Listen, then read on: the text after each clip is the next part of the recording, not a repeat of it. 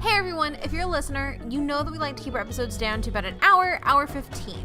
Because of that, I do have to cut some stuff out. For this week's episode, episode 30, Marvel on Netflix Matters, I had to cut out our villains talk. But with the Defenders out today, I wanted to make sure y'all got to hear what we thought about our favorite villains in the Marvel Netflix universe. Here you go.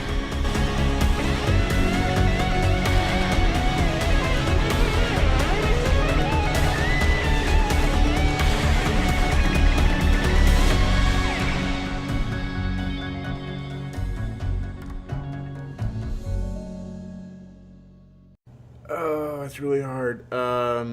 Kingpin and Kilgrave are like 1A, 1B, but for like different reasons. I like Kingpin because I've always liked Kingpin in like the Spider-Man universe. But damn if Kilgrave isn't just like easy to hate and just like want him to lose the entire season.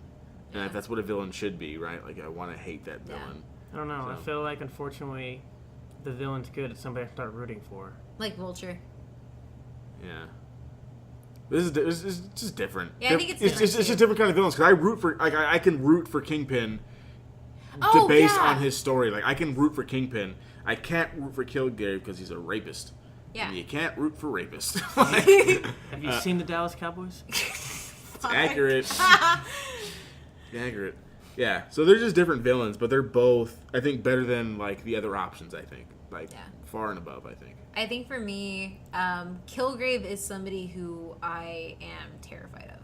Like, I am terrified of him. It's not just that I hate him, it's that there is literally no way to defend yourself from him. Like, that's villain. But so far as story, I really like Mariah. Like, Mariah and Cottonmouth are really good villains.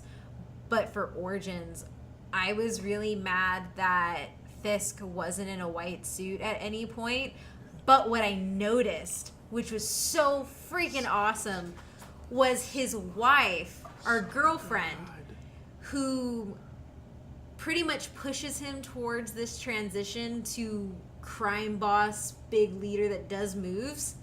She is always in white. And you're like, that's goals. I'm like, goals. Holy crap. And I was telling, because I was just... I already called it way before she did. He did. Yeah, but, I called it too. But I was... So good. But like I said, I didn't like him as Fisk at first. And so I was so mad. And then I was like, holy crap, Matt. I was like, Matt. I'm hitting him. Matt. She's his white suit. Yeah. And you take it to that level, I'm like, okay, I have to give it to you. Yeah, you're right. Kingpin's better. Kilgrave's easy to hate, but like as like a character, Kingpin is so good. Fisk is awesome. Yeah, and I like Michael Duncan. Yeah, like R.I.P. Michael Duncan. But I mean, this. And I can say honestly, I liked Cottonmouth. Other than the whole victim blaming stuff, I felt for his character. I like Kingpin the best, just because the story is very well, and I know probably the most. Kilgrave, I haven't seen, but what I have seen seems like the most interesting person. I will say, I do kind of like the dad of the Meachums. Oh, yeah. He was really good. He beats his poor innocent assistant with an ice cream scoop to death. With an because he didn't have vanilla.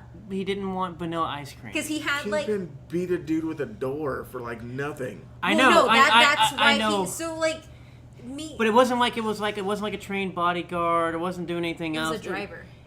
A driver, but it's literally just like this poor intern college kid, like trying to make through. You could tell he probably has him upstairs no for friend. 50 flavors of ice cream, and the kid wants vanilla, and then he like loses it and beats him to death with an ice cream scoop. Spoilers. It's not. I kind of because awesome. What ends up happening. Nobody's gonna watch Iron Fist. What ends up happening with him, I think it's pretty interesting the way he's done it. Even though you think that everybody in that show has zero IQ, what's going on? Please kill Joy off this entire show. She's so bad. But no, I think his character, Rosario Dawson his character is pretty much, I think, a little underrated. Yeah, he is. But I think too, like the big thing to point out is there's so little good in Iron Fist that it's easy to like underrate them. What's his name? Not Rhodes. Rhodey? What's the brother's name? Reed. No. Ward. Ward is probably one of the best characters that's been written out of all these shows. He is actually, because he actually has a really good arc. And he actually is the only cohesive character throughout the entire thing. Maybe that's why I think, because, like, his character literally goes to where you hate him, to you feel for him. Like, his whole, like, that whole show, just watching that whole arc is probably one of the best written characters, which is sad because of everybody else. But he's actually one of the best written characters out of all 4 of the shows. At least the 3 that I've seen. I also think, too, that, to me, proves why Danny Rand and Joy, and even, like, why they were so bad. I just don't think they're good actors. A good actor should be able to sell you a bad script, which Ward did, because some of the stuff Ward had to say was really cheesy, and I could easily see it going a different way if they had somebody else doing those lines. See, I don't know whether it's an actor or not, just Joy's character and whoever decided to write that character. It was bad. It was so bad.